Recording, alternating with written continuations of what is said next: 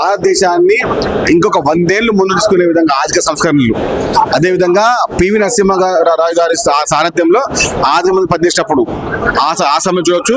మళ్ళీ 2004 నుంచి 2014 UPI-1 UPI-2 చూడొచ్చు.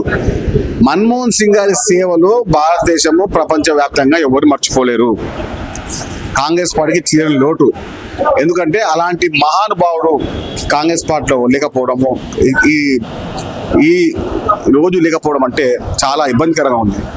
కాంగ్రెస్ పార్టీ కుటుంబ సభ్యునిగా, ఒక రాష్ట్రంలో దేశంలో ఒక మంచి నాయకునిగా అందరూ గుర్తించే విధంగా మన్మోహన్ సింగ్ గారిని ఎప్పుడు మర్చిపోని విధంగా ఆయన సంస్కరణలు ఎవరు మర్చిపోరు. ముఖ్యంగా మీరు ప్రతిసారి చూడొచ్చు మన్మోహన్ సింగ్ గారి వ్యక్తిత్వాన్ని, వారి యొక్క వ్యవహారాన్ని మనం ఎన్నిసార్లు చెప్పుకున్నా చాలా తక్కువని. ఒక దేశంలో 1991 ఆర్థిక సంస్కరణలు కానివ్వండి, సమాచార హక్కు చట్టం 2005 కానివ్వండి, మన్రేగా కానివ్వండి, ఇండో-US సివిల్ డీల్ కానివ్వండి 2008లో, విద్యా హక్కు చట్టం 2009 కానివ్వండి, ఆహార భద్రతా చట్టం 2013 కానివ్వండి, జాతీయ ఆరోగ్య మిషన్ గ్రామీణ కానివ్వండి, అధిక GDP వృద్ధి రేటు అది కూడా ఆయన హయాంలోనే. ఇంకా అది మన పటిష్టమైన విదేశాంగ విధానం. అంటే ఇలాంటి సంస్కరణలు తీసుకొచ్చిన ఘనత ఎవరిదా ఉందంటే అది మన్మోహన్ సింగ్ గారి మాత్రమే. మన్మోహన్ సింగ్ గారి యొక్క నాయకత్వంలో అప్పుడు భారతదేశంలో ఉన్నటువంటి అన్ని గ్రామాలు, అన్ని పట్టణాలు ఒక పటిష్టంగా ముందుకెళ్ళాయి. కానీ ఆయన మరణం చాలా ఎత్తినట్టు వారి కుటుంబానికి మేము అండగా ఉన్నాం, కాంగ్రెస్ అండగా ఉంటుంది. ఈరోజు భారతదేశం అభివృద్ధి దిశగా ఉందంటే మన్మోహన్ సింగ్ గారి పాత్ర ఎంతో ఉందని కూడా మాట్లాడుతున్నారు. అవునండి, మీరు చూడొచ్చు. ఇప్పుడు అభివృద్ధి పరంగా అంటే ఎక్కువ GDP అనేది ఆయన హయాంలోనే. విద్యా హక్కు చట్టం ఆయన హయాంలో వచ్చింది, ఆరోగ్య భద్రత హయాంలో వచ్చింది, సమాచార హక్కు హయాంలో వచ్చింది. అంటే వీరు చేసిన ప్రతి సంస్కరణ ప్రజలకు ప్రత్యక్షంగా పరోక్షంగా అందుకునే విధంగా, ఆదుకునే విధంగా, అందరికీ ఆలోచన వచ్చే విధంగా ఉండే. ఇలాంటి ఇప్పుడు ఉన్నటువంటి ప్రభుత్వాలు ఏ విధంగా ఉండో ఆయన నేర్చుకోవాల్సి. యాక్చువల్లీ ఎన్నో సార్లు చెప్పారు మన్మోహన్ సింగ్ గారు లాంటి మేధావి భారతదేశంలో పుట్టడం భారతదేశం గర్వం, మరొక అదృష్టం చెప్పారు. సోనియా గాంధీ గారికి 2 సార్లు ప్రధాని అయ్యే అవకాశం వచ్చిన ఆయన లాంటి వ్యక్తికి అవకాశం ఇవ్వాలని చెప్పి ఆయనకు 2 సార్లు ప్రదానం చేయడం ఏ విధంగా అంటే ఆయన దూరాలోచన, ఆయన వ్యక్తిత్వము, ఆయన వ్యవహారము, ఆయన ఒక మంచితనం కానివ్వండి, ఆయన వ్యవహార శైలి కానివ్వండి, ఆయన దూరంగా ఆలోచించే వ్యవహారం కానివ్వండి, అలాంటి వ్యవహారాల్లో చాలా చాలా చాలా పటిష్టమైన వ్యక్తి, నమ్మకమైన వ్యక్తి, అన్ని భద్రతలు కాపాడుకునే వ్యక్తి, దేశాన్ని ముందుకునే వ్యక్తి, దేశ భద్రతలను కాపాడుకునే వ్యక్తి. అలాంటి వ్యక్తిగత ఇంకా మనం చెప్పండి.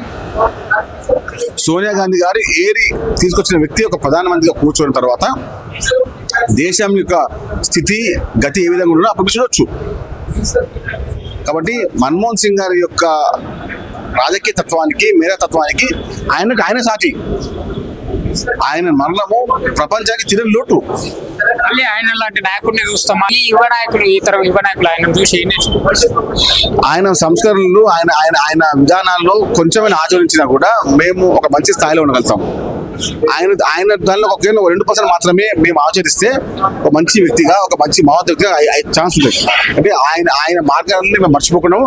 ఆయనే మాకు మార్గదర్శకం. మన్మోహన్ సింగ్ గారు లోటు చాలా బాధాకరం. ఎందుకంటే వారు 92 సంవత్సరాల కాలం పాటు వారు సుదీర్ఘంగా ఈ దేశ ప్రజలకు సేవలు అందించడు. ప్రధానంగా బడుగు బలైన వర్గాలను ముందుకు తీసుకునే ప్రయత్నంలో మన్మోహన్ సింగ్ గారు చేసినటువంటి సేవలు మరవలేంది. అదే కాకుండా ఓబీసీలకు 27% రిజర్వేషన్ కూడా తీసుకొచ్చిన వ్యక్తి మన్మోహన్ సింగ్ గారు. ఎందుకంటే ఐఐఎంలో, ఐఐటీలకు బీసీలకు ప్రధానంగా నష్టం జరుగుతుందని చెప్పేసి మన్మోహన్ సింగ్ గారు రిజర్వేషన్ తీసుకొచ్చిండు. అదే కాకుండా ఈ దేశంలో హిందువేతర ప్రధానమంత్రి ఎవరన్నా పనిచేసిరంటే మన్మోహన్ సింగ్ గారు మొదటి వ్యక్తి. వారు దాదాపు 10 సంవత్సరాల కాలం పాటు ప్రధానమంత్రిగా పనిచేశారు. అదే కాకుండా 33 సంవత్సరాల కాలం పాటు రాజ్యసభ సభ్యులుగా 1995 నుంచి 2004 వరకు, అదేవిధంగా రాజ్యసభలో ప్రతిపక్ష నేతగా, అదే కాకుండా కేంద్ర మంత్రిగా, RBI గవర్నర్గా, అదే కాకుండా కేంద్ర ఆర్థిక శాఖ మంత్రిగా, ఆర్థిక శాఖ ముఖ్య సలహాదారుగా, ప్రొఫెసర్గా, అదే కాకుండా వారు ఆక్స్ఫర్డ్ యూనివర్సిటీలో కావచ్చు, కేంబ్రిడ్జ్లో చదువుకొని ఈ దేశ ప్రజల ఔన్నతి కోసం పనిచేసిన వ్యక్తి మన్మోహన్ సింగ్ గారు. అదే కాకుండా వారు ప్రధానమంత్రి ఉన్నప్పుడు GDP 10.2%. అదే కాకుండా విదేశీ పెట్టుబడులు ఆకర్షించే ప్రయత్నంలో కావచ్చు, అదే కాక ప్రైవేటీకరణ కావచ్చు, గ్లోబలైజేషన్ కావచ్చు, లిబరలైజేషన్ కావచ్చు, ఈ దేశంలో NRGS స్కీమ్ కావచ్చు, అదేవిధంగా రైట్ టు ఎడ్యుకేషన్ యాక్ట్ 2005 కావచ్చు, అదేవిధంగా రైట్ టు ఎడ్యుకేషన్ యాక్ట్ కావచ్చు, అదే కాకుండా చట్టసభల్లో బీసీల గురించి ప్రధానంగా మాట్లాడిన వ్యక్తి మన్మోహన్ సింగ్ గారు. అదే కాకుండా మన్మోహన్ సింగ్ గారు ఉన్నప్పుడే ఈ దేశంలో NRGS స్కీమ్ కూడా వచ్చిన సందర్భం. కాబట్టి పేద వర్గాలకు మేలు జరిగింది మన్మోహన్ సింగ్ గారు ప్రధానమంత్రి ఉన్నప్పుడు. ఇప్పుడు పోల్చుకున్నట్లయితే జీడిపి 5.4, 2014 ముందు 10.2 ఎక్కడ, ఇప్పుడు 5.4 అంటే నరేంద్ర మోడీ గారు ప్రధానమంత్రి అయిన తర్వాత ఈ దేశంలో పేద వర్గాల ఆదాయం కావచ్చు, దేశంలో ఉన్నటువంటి సాధారణ సగటు మధ్య యొక్క ఆదాయం తగ్గుతా ఉంది. ప్రధానంగా జీడిపి పతనం అవుతా ఉంది, రూపాయి పతనం అవుతా ఉంది. 84.4% రూపాయి, ఆనాడు 62 రూపీస్ ఉండే. కాబట్టి మన్మోహన్ సింగ్ గారు ఈ దేశ ఉన్నతి కోసం, ఈ దేశంలో బడుగు బలైన వర్గాల కోసం, ఈ దేశాన్ని ఆర్థికంగా ముందుకు తీసుకునే ప్రయత్నంలో వారు చేసినటువంటి సేవలు ఎనలేనిది. కాబట్టి వారు లేని లోటు పూడ్చలేదని చెప్పేసి కాంగ్రెస్ పార్టీగా మేము భావిస్తాం. అంటే ఈ రోజు భారతదేశం అభివృద్ధి దిశగా ఉందంటే ఆయన చేసిన సేవలు ఎన్నో ఉన్నాయని చెప్పి మాట్లాడుతున్నారు. ఏ విధంగా? అదే కదా, ప్రధానంగా వారు ఈ దేశంలో 100 కోట్ల విదేశీ డాలర్లు ఉన్నటువంటి సందర్భంగా వారు ప్రధానమంత్రి అయిన తర్వాత కావచ్చు, వారు పివి నరసింహ ప్రధానమంత్రి ఉన్నప్పుడు, కేంద్ర మంత్రి ఉన్నప్పుడు కావచ్చు, ఆర్బీఐ గవర్నర్ గా ఉన్నప్పుడు కావచ్చు, ఏషియన్ బ్యాంక్ రీజనల్ గవర్నర్ గా ఉన్నప్పుడు కావచ్చు, ఈ దేశంలో వివిధ సంస్కరణలు తీసుకొచ్చి పేద వర్గాలకు వివిధ రకాల్లో స్కీమ్స్ పెట్టించి పేద వర్గాల అభ్యున్నతి కోసం పనిచేయడంతో ప్రధానంగా దేశ జీడిపి పెరిగింది. అదే కాకుండా పేద వర్గాల్లో వారి యొక్క జీవన ప్రమాణం గణనీయంగా పెరగడానికి కారణం మన్మోహన్ సింగ్ గారు తీసుకొచ్చినటువంటి ఆర్థిక సంస్కరణలే. ఈ దేశం మన్మోహన్ సింగ్ గారిని కోల్పోవచ్చు, కానీ వారు తీసుకొచ్చిన సంస్కరణలన్నీ కూడా భవిష్యత్ తరాలకు నీడనిచ్చే విధంగా మన్మోహన్ సింగ్ గారు తీసుకొచ్చినటువంటి ఆర్థిక సంస్కరణలు. కాబట్టి ఈ దేశం మన్మోహన్ సింగ్ గారు ఎప్పటికీ గుర్తుపెట్టుకుంటది. ఈ దేశ ప్రజల నుంచి మన్మోహన్ సింగ్ గారు వేరు కావచ్చు, కానీ వారు చేసినటువంటి కార్యక్రమాలను కూడా భవిష్యత్ తరాలకు మేలునిచ్చే విధంగా ఉంది. కాబట్టి మన్మోహన్ సింగ్ గారు లేని లోటు ఈ దేశ ప్రజలు చాలా పెద్ద ఎత్తున కోల్పోయినటువంటి సందర్భం. కాబట్టి మన్మోహన్ సింగ్ గారు ఆత్మకు శాంతి చేకూరాలని చెప్పేసి మనస్ఫూర్తిగా కోరుకుంటాం. అంటే సోనియా గాంధీ గారికి 2 సార్లు ప్రధాని అయ్యే అవకాశం ఉన్నా కూడా ఆయన లాంటి వ్యక్తి ఈ దేశానికి అవసరం అని చెప్పి 2 సార్లు ఆయన ప్రధాని చేయడం జరిగింది కాంగ్రెస్ పార్టీ అని చెప్పి మాట్లాడుతున్నారు కదా, ఏ విషయం? అంటే ఆయన ఆర్థిక శాస్త్రవేత్త, కింది నుంచి వచ్చినటువంటి వ్యక్తి.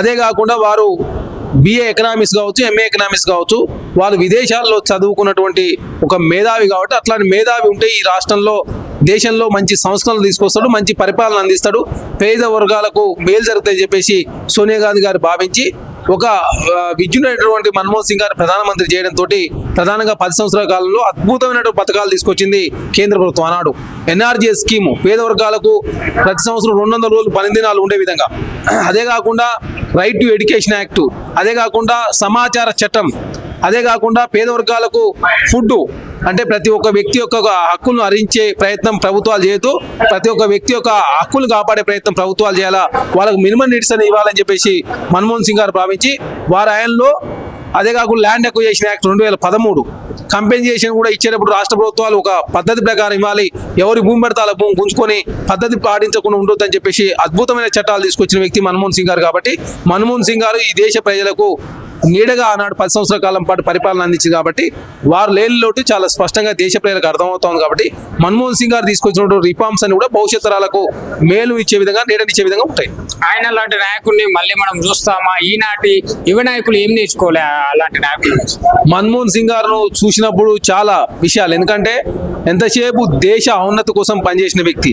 వారికి 2 ప్లాట్లు, 2 అపార్ట్మెంట్లు, అదే కాకుండా ఒక చిన్న కారు, ఇంతవరకు సొంత ఆస్తులు లేని వ్యక్తి మన్మోహన్ సింగ్ గారు. అదే కాకుండా వారికి మీద ఇంతవరకు చిన్న అలిగేషన్ కూడా రాలేదు. అదే కాకుండా వారు వారసత్వ రాజకీయాలను ఎంకరేజ్ చేసిన వ్యక్తి కాదు. అదే కాకుండా వారు ఎంతసేపు దేశ ప్రజలకు సేవ చేసే ప్రయత్నంలో భాగంగా, వారికి అప్పగిన బాధ్యత ప్రతిసారి నిర్వహించే ప్రయత్నంలో భాగంగా ఈ దేశ ఆర్థిక వ్యవస్థను ముందుకు తీసుకునే ప్రయత్నం వారు మన్మోహన్ సింగ్ గారు చేశారు. కాబట్టి ఇచ్చిన ప్రతి బాధ్యతను వారు నేర్చే దానిలో 100% సక్సెస్ అయింది. కాబట్టి ఈ దేశంలో రాజకీయ నాయకులతో నేర్చుకోవాల్సిన అవసరం, ఎందుకంటే తెలని విషయాలు నేర్చుకొని ఈ దేశ అభివృద్ధిలో భాగస్వాములు కావాల్సినటువంటి నాయకులంతా కూడా నేర్చుకోకపోవడం మూలంగా ఎంతసేపు మతతత్వ రాజకీయాలు చేయడంతో ప్రధానంగా దేశం వెనకపోతా ఉంది. 11 సంవత్సరాల కాలం పాటు ప్రధానమంత్రిగా పనిచేసిన నరేంద్ర మోడీ గారు ఇప్పుడు జీడిపి 5.4, ఆనాడు మన్మోహన్ సింగ్ ప్రధానమంత్రి ఉన్నప్పుడు 9.5, ఒక సందర్భంలో 10.2. అదే కాకుండా ఆనాడు 62 రూపాయలు ఉన్న రూపాయి ఈనాడు 84 రూపాయలు.